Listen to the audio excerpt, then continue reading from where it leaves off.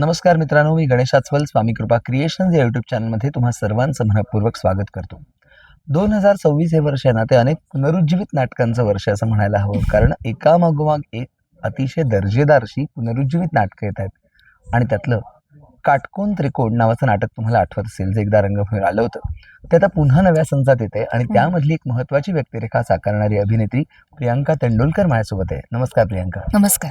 मला सर्वप्रथम हे विचारायचं आहे की हे तुझं चौथं नाटक आहे हो, आणि सुयश टिळक आणि शरद पोंक्षे हो. आघाडीचे कलावंत. कसा अनुभव आहे त्यांच्यावर काम करण्याचा आणि तुझ्या व्यक्तिरेखेबद्दल पण सांग. पहिलं म्हणजे आधी व्यक्तिरेखेबद्दल सांगते की ही तिन्ही पात्र ही तुम्हाला खूप तुमच्या जवळची वाटतील, तुमच्या घरातली वाटतील अशी पात्र आहेत. यातले जे प्रसंग आहेत, यातले जे संवाद आहेत, हे तुम्ही कदाचित रोज तुमच्या घरात फेस करत असाल किंवा आपण म्हणू की त्या गोष्टीला सामोरे जात असाल, ती म्हणत असाल ती वाक्य. इतकी साधी जरी असली तरी त्यात एक गंमत आहे. एक विवेक सरांनी लिहिलेलं आहे, विवेक बेळे, म्हणजे one of the best writers in Marathi. इतकं सुंदर गुंफलंय ना ते की कुठेच, म्हणजे जेव्हा मी युजली माझं फर्स्ट रिडिंग फार छान नाही आहे, म्हणजे मला थोडं जास्त म्हणजे काय म्हणतो त्याला, समजून घ्यावं लागतं. पण जेव्हा हे नाटक मी पहिल्यांदा वाचलं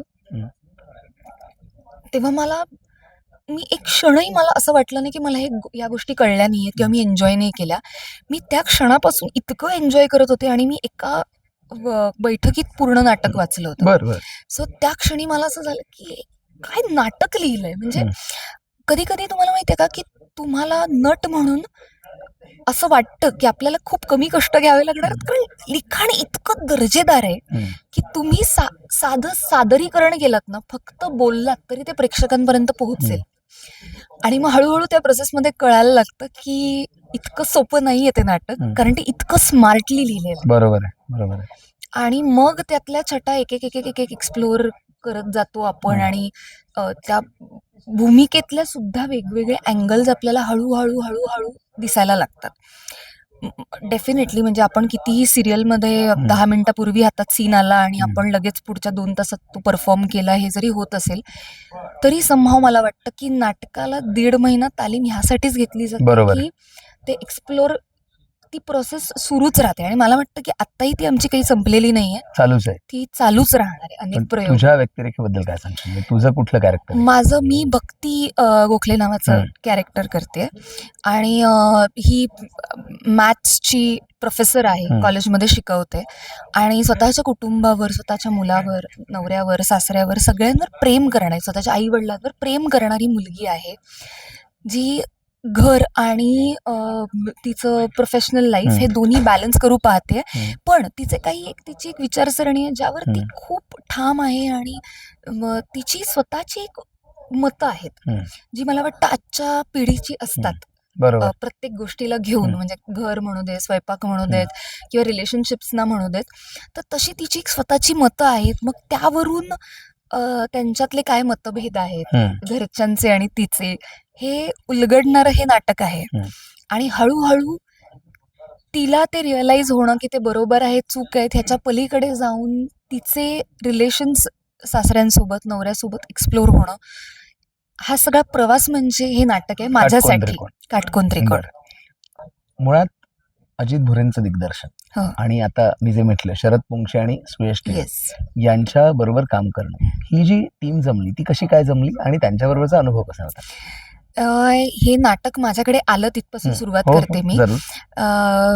शिल्पा नवलकर आहे आमची रायटर सिरियलची. तर शिल्पाताईला मी खूप म्हणायचे की ताई, आत्ता माझा ट्रॅक ना सिरियलमध्ये कमी होणार आहे, मला नाटक करायचं, मला नाटक करायचंय. तू जिथे जाशील ना तिथे सगळ्यांना सांगायचं की ही मुलगी चांगली आहे, हिला नाटकात घ्या. तर ती मला असं मस्करीत म्हणाली होती की ठीक आहे, तुझा हा ट्रॅक, माझा एक मोठा ट्रॅक सुरू होता सिरियलमध्ये, तर तो आत्ता काय 15 तारखेला कमी होणार आहे का? हरकत नाही, 16 तारखेला तुझ्या हातात नाटक असेल. मी म्हटलं बघ मिळालं पाहिजे मला नाटक वगैरे, असं ती म्हणाली होती. अगदीच काही त्या डेटेड ह्याच्यानी नाही मिळालं, पण असंच माझा ट्रॅक कमी झाला. मी घरी होते, निवांत शूट चाललं होतं मध्ये मध्ये, आणि तितक्यात मला अजित सरांचा कॉल आला. मी शेगावला जात होते दर्शनासाठी. अच्छा. मी जुई आणि हा. प्राजू मिळून असे. हम्म. आणि ट्रेनमध्ये मला फोन आला अजित सरांचा, की असं असं मी नाटक करतोय, तर तुला करायला आवडेल का? आणि त्यांनी नाटकाचं नाव काटकोन त्रिकोण असं सांगितलं. हम्म. मी म्हटलं हो, मला आवडेल. पण म्हटलं सर मी कारण ते जेव्हा आलं होतं तेव्हा मी होय. ते पाहिलं नव्हतं. पाहिलं नव्हतं. हा. माझ्याकडून राहून गेलं होतं. पण हम्म. मला माहित होतं की त्याची बरोबर, चर्चा होते चर्चा आणि होती, हो. त्यावेळेला मी ललित कला केंद्रात ऍडमिशन घेतलं होतं. बरं. तर त्याची पण एक गंमत अशी आहे की ललितमध्ये रिटर्न एक्झाम असते. हो. तर आहे ना. त्या ह्याच्यासाठी जी नाटकं रनिंग आहेत किंवा होऊन गेलेली आहेत, त्याचं लिखाण कोणी केलंय, दिग्दर्शन कोणी केलंय, त्यात कोणी काम बरोबर. केलंय, ह्याचे काही प्रश्न विचारले जातात. खूप सोपे असतात, एका शब्दात किंवा असं उत्तर देणारे.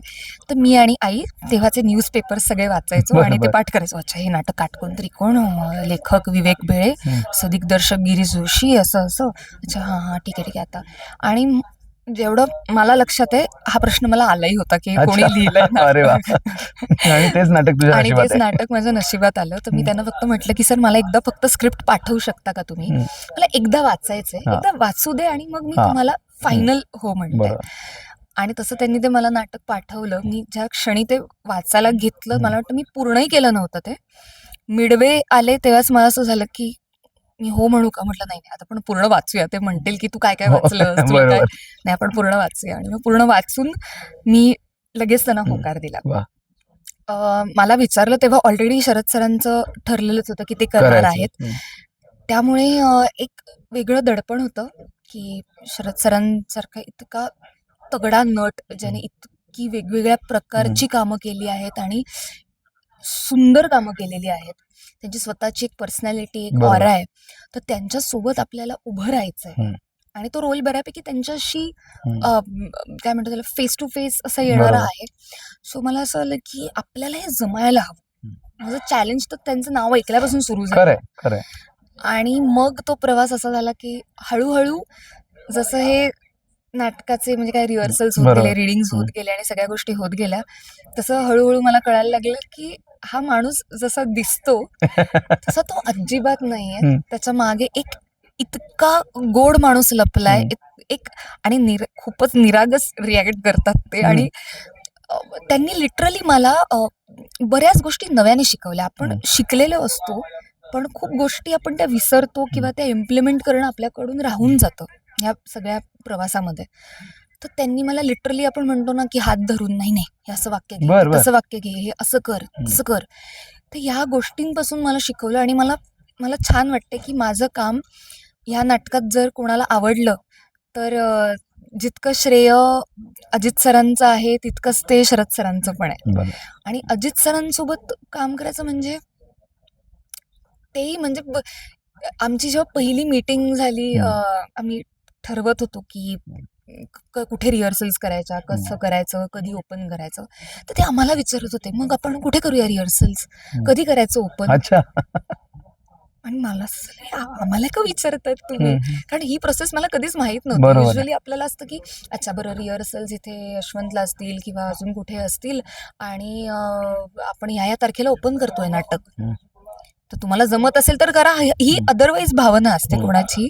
त्याचं अच्छा इथे करायचं का, तिथे करूया का, बरं ठीक आहे चालेल, मग तुला कधी शक्य आहे, मग ह्या वेळेत करायचं का. मला असं की किती सॉर्टेड आणि खूप क्लिअर आहेत ते इथून. आणि त्यांच्यासोबत कधी दडपण आलं नाही. त्यांनी फर्स्ट मीटिंगमध्ये, कारण त्यांचं नाव खरं तर खूप मोठं आहे, तर इतका मोठा माणूस आपल्याशी फर्स्ट मीटिंग पासून जेव्हा इतकं आपल्याला आपलंसं करून घेतो ना, तेव्हा ते दडपण आधी कमी झालं. मग शरद काकांसोबतचं दडपण कमी झालं. सुयश आणि मी बऱ्यापैकी काय म्हणतो सेम जनरेशन किंवा या ह्याच्यात असल्या कारणाने त्याच्यासोबत एक वेगळी मैत्री होत गेली या ह्याच्यात प्रोसेसमध्ये. आणि आम्ही तिघच आहोत, असं काही खूप मोठी टीम नाहीये. त्यामुळे कधी कधी काय म्हणतो आपण त्याला, गोड भांडणं, तक्रारी झाल्या, सगळं झालं, पण ही मजा असते असं आणि मला मग काटकोन वाटतं. त्रिकोण साकारला.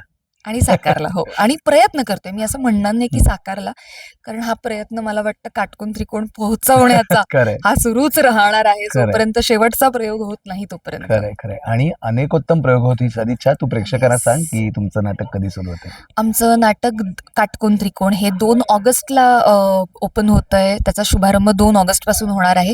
2 ऑगस्टला हे नाटक आहे बालगंधर्व पुणे येथे 5:30 वाजता. तर तुम्ही पुणेकरांनो प्लीज या आणि आमच्या शुभारंभाच्या प्रयोगाला काय म्हणतो त्याला एक उपस्थिती देऊन आमचं कौतुक करा. आम्ही चुकलो तर आमची तक्रार करा. हे सगळं करा, पण हे नाटक बघायला नक्की या. आणि मुंबईकरांना पण आपण सांगूया की हो. पुण्याचा प्रयोग झाल्यानंतर मुंबईत पण असणार मुंबईतच आहे आणि ह्याचे प्रयोग असेच होत राहणार आहेत.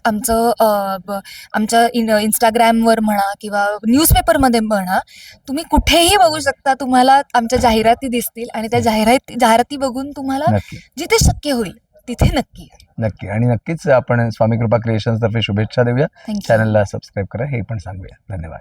थँक्यू.